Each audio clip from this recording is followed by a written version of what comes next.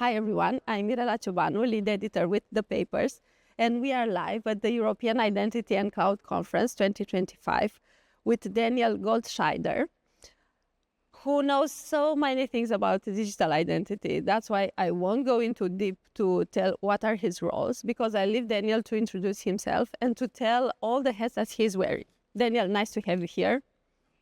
Thank you very much for the invitation to be here. I am the founder of a open source organization called Open Wallet Foundation. And we always had a governmental advisory council because obviously digital credentials and wallets are important both to the public and the private sector. That was based at the Open Wallet Foundation, but we were lucky to partner with ITU on this last year and co-founded with them the Open Wallet Forum. And we have just started something new called the Global Digital Collaboration. Okay, I was taking notes here because, it's a new initiative. And since you are that involved in the digital identity space, I'm curious, where are we today with digital identity infrastructures in Europe and globally? What are some milestones we achieved so far, and what are some gaps to still fill? Well, I would say one thing that we've learned is we've learned a lot of things that don't work well. So hopefully that will allow us to focus on things that have a chance to succeed. You know, we're here at the EIC. The E in EIC stands for Europe, European Identity and Cloud Conference. Obviously here the EUDI program is on top of most people's mind.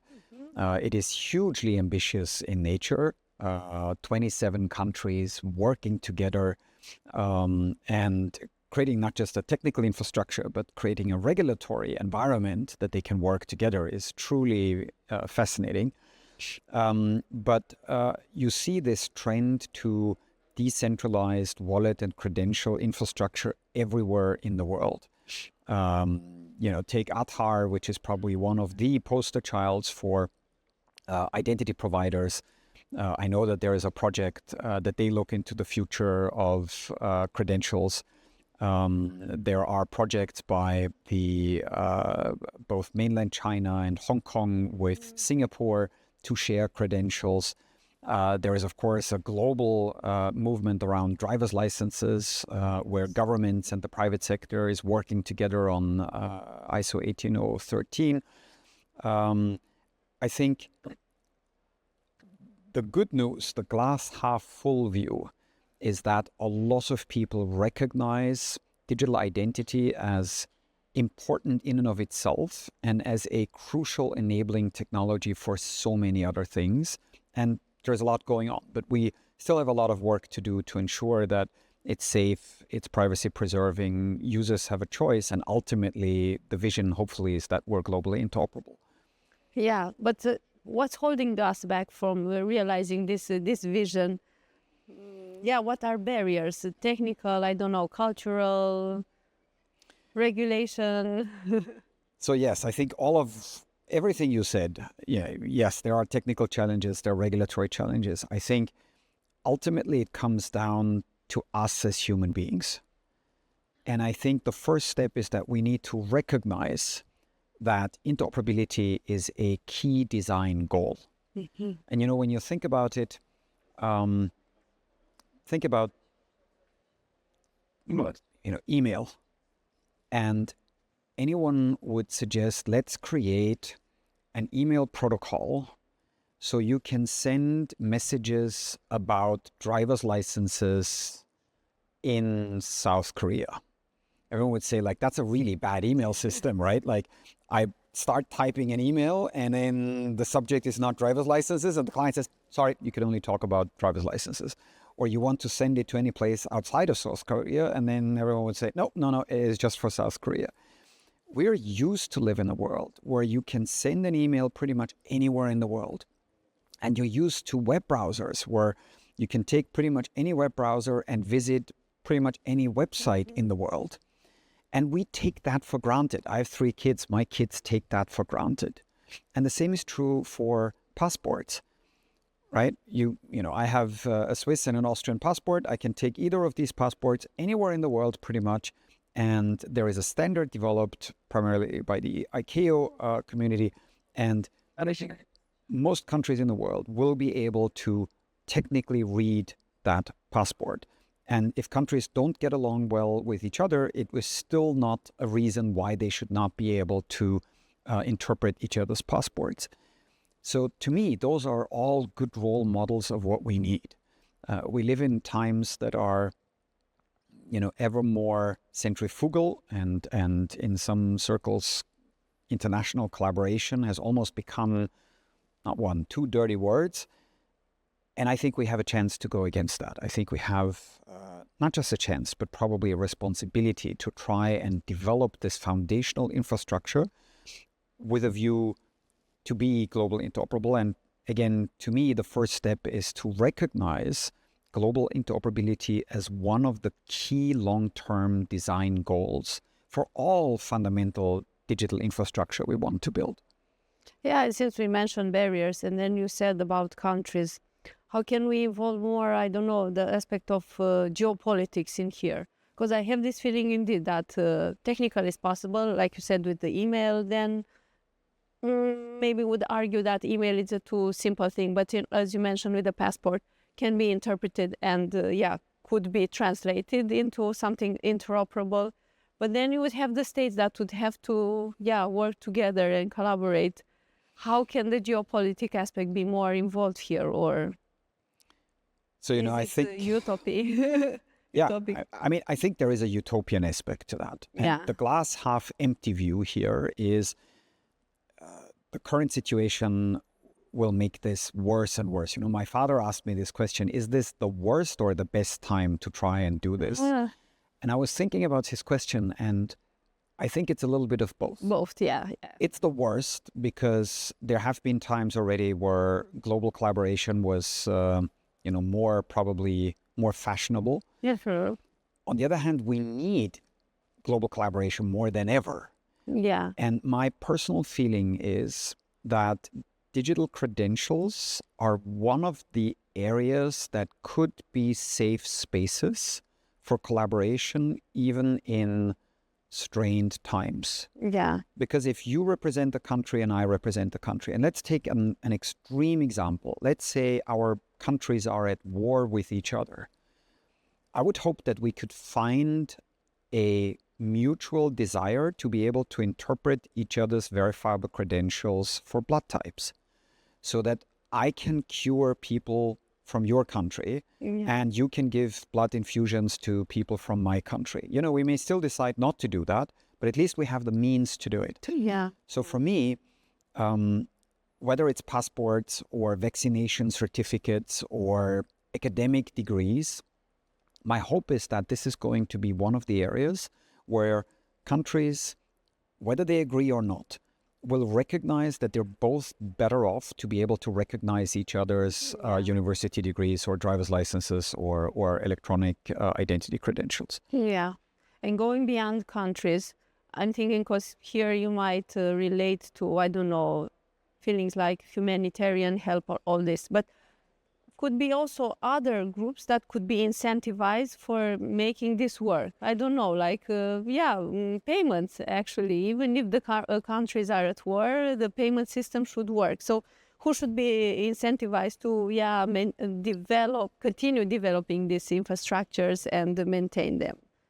Yeah, so I think, for payments, countries woke up to the fact that it's dangerous to use a payment system that is designed as a global system where one country has a kill switch.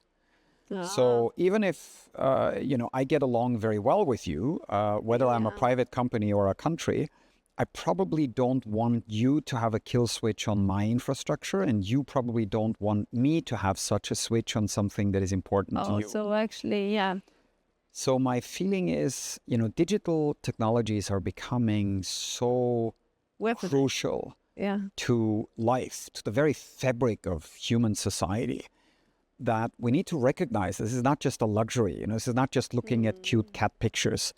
This is something that is foundational to our way of life.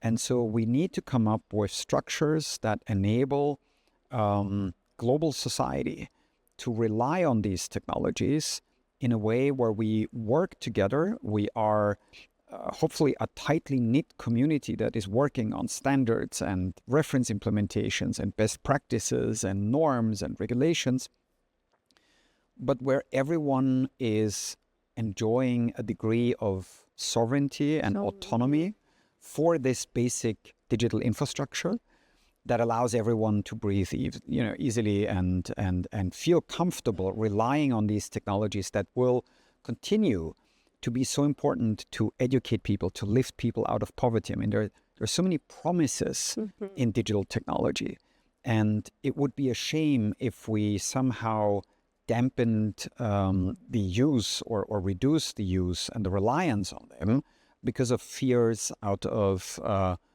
maybe I rely on something that you can ultimately control. Yeah. And actually, I was about to ask what role would big techs play in the story of creating digital identity infrastructure. But now it's a double sword, I see, because they have the masses and the user experience, but then you have this switch off on-off. Yes, and I think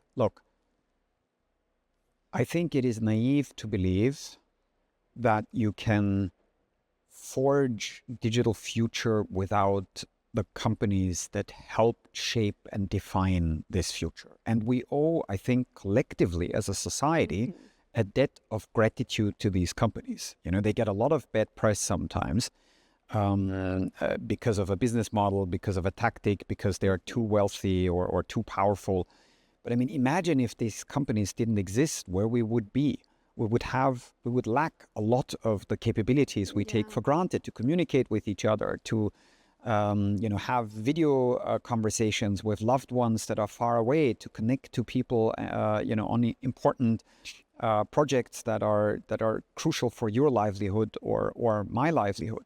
So we rely on these companies. We owe a debt of gratitude to these companies, but we're also dependent on these companies. Agree. If you're a government and I'm a government, we may feel that we're both sovereign in what we do, but the truth is we probably both rely on chips that are made in one country that is thousands of kilometers away from here. We rely on mobile operating systems that are coded in countries that are, far from here. So I think this idea of complete digital sovereignty or autonomy is a little like if I felt that I was sovereign in my marriage. I'm not. And I think recognizing that, it's a partnership. That's exactly what it is. And the only way to be completely sovereign is if you are completely lonely, if you don't work with anyone, if, we're all trying to be self-sufficient. In my opinion, that can't be the way forward. So the question is then, if I depend on you for my chips or for my operating system or for the browsers that people use in my country, can we establish a way of working together and dealing with each other that can give both of us the confidence that this works? Because if you are a big tech company and I'm a country, you also depend on me. You depend on me to create a legal environment in which you can operate. So we both have tools at our disposal. We could both come at each other's throats and we could try to say, as a country, I feel that I need to create the infrastructure, the foundational digital infrastructure. Or you could say, well, you have more engineers, probably know more about this. Maybe you should do it as a big tech company. My feeling is we should do it together. And more importantly, people that I admire, like Pramod Varma, I was lucky enough to be moderating a panel with him, and we discussed this term digital public infrastructure. Now, it's clear what digital means. It's pretty clear what infrastructure means. But what does public mean? And some people would say public means that it's just provided by the public sector.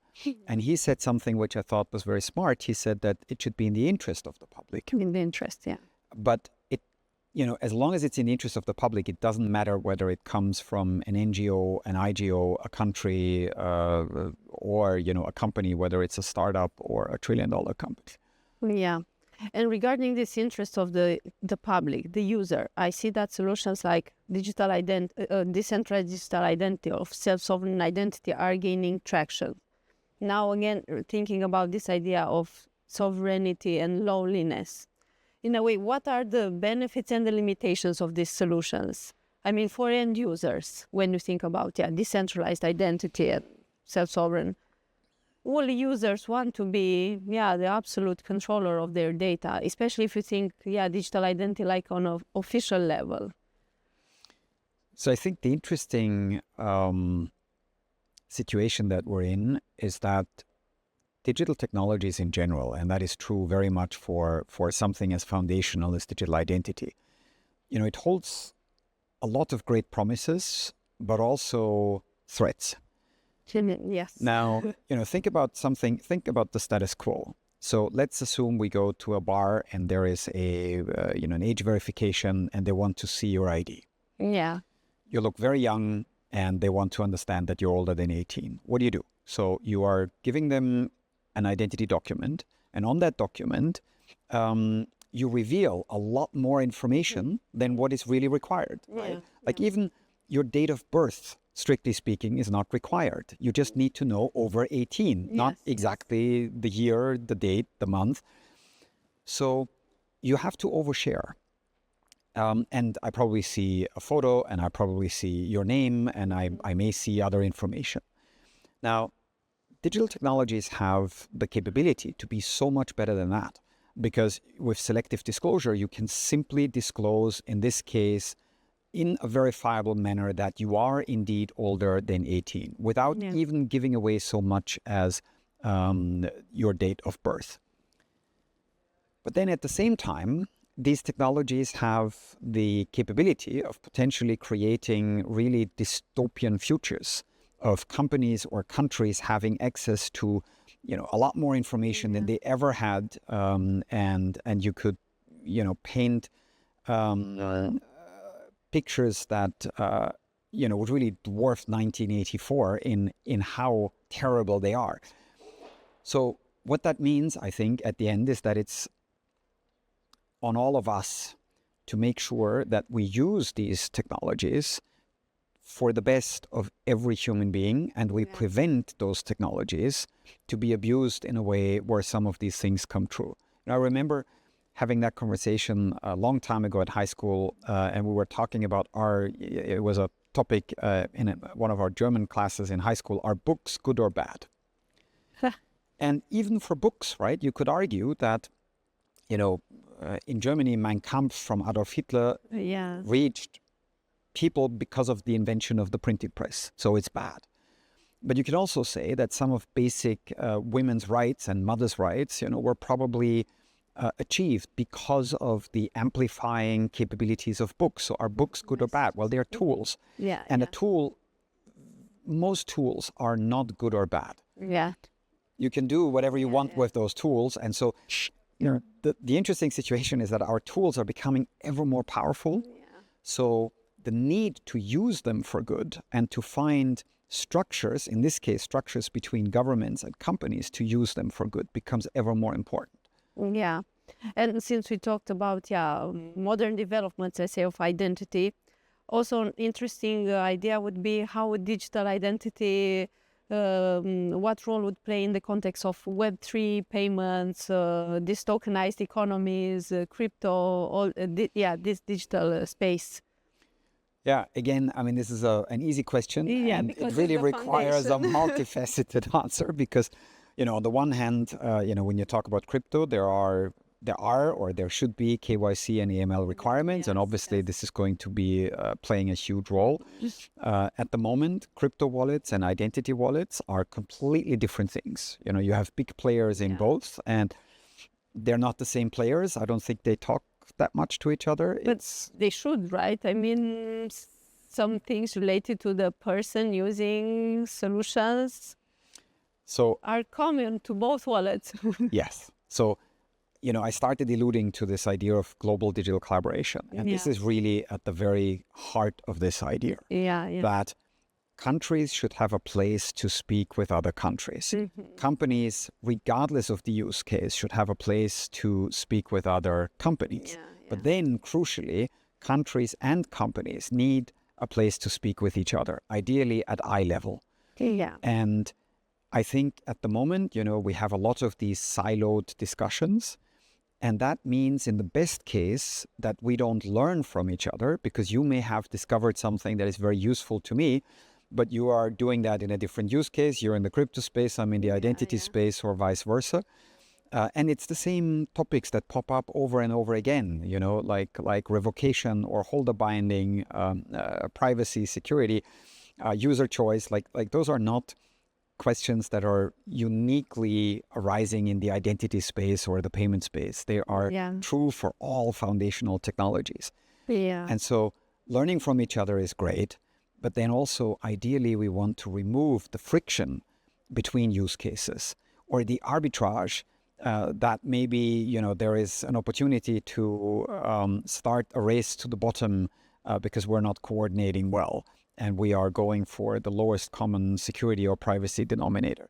So my feeling is bringing people together is really foundational, because at the end of the day, we can do everything with technology. Ultimately, most challenges are not tech challenges in this space, I think, or even regulatory challenges. I think the challenges are, you know, finding the will to do something together. Yeah. I think I won't ask you too many, I won't continue, because I have this feeling that you closed so nicely with this idea, stressing that human collaboration actually and human will, motivation for this to make it happen is the most important. Though if you want to say something about what you've been discussing or finding at EIC, you can share with us.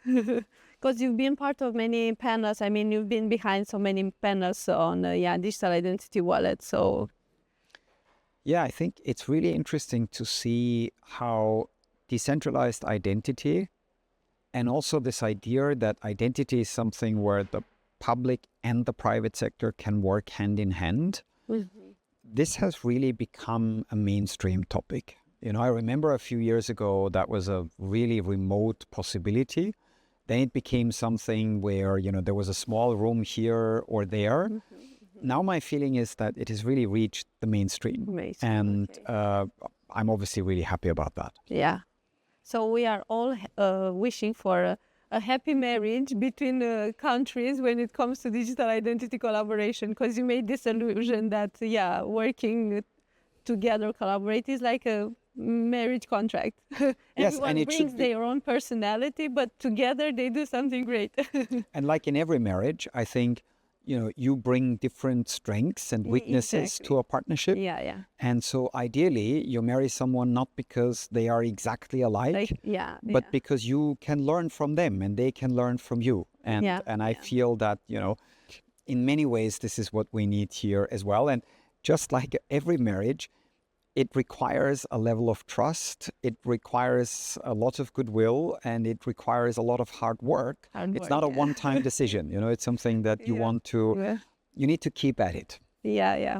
So for those listening, it's about digital identity, right? It's not other type of advice. But anyway, I was about to say the end. Thank you, Daniel, for this live discussion and for sharing so many things about digital identity. And I hope to meet you again. I hope so too. Thank you very much, and thank you for having me.